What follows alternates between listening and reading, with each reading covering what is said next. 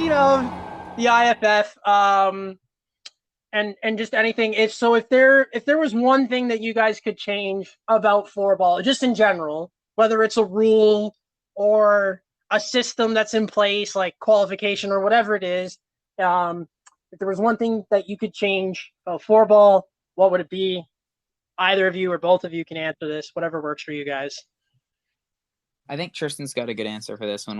So I actually have two things that I would recommend. The first being that I think that goalies should have a little bit more gear, maybe not necessarily a blocker or trapper, but something like that. Because if you look at a hockey game, a goalie's able to make or break a game. He can save your team. If you take a look at the Vegas and Colorado series that's been going on, Grubauer's been at least game 2. Grubauer was the reason that Colorado won that game.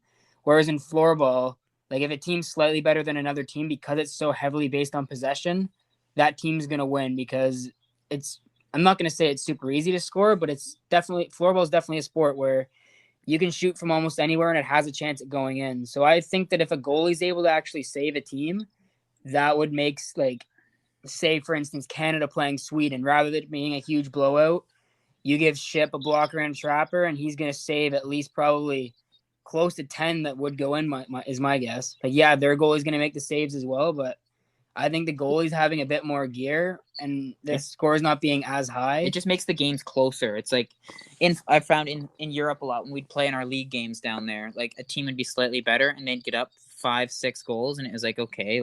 What people that are new to the sport don't understand is you can have a 7-0 game that's actually a really close game. Yeah, it's just been possession based. Yeah, in hockey, if there's a 7-0 game, the game was a blowout. But in floorball, a 7-0 game could actually be a close game, and people don't see that. But if goalies were able to actually keep teams in the game a little bit better, and a goalie could really save a game, I think it would make at least Worlds, because Worlds it's pretty I don't want to say it's predictable, but it is predictable at the same time. You can predict now a pretty good guess what the top 4 countries are going to be. Yeah. So I think there'd be a little bit more. We could all name them right now if we wanted to. Exactly. Finland, Sweden, Czech and Switzerland. Yeah, those are the top 4. I think if the goalies had a little bit more gear, there'd be a little bit more fluctuation between that. I think it would make the lower division more exciting too.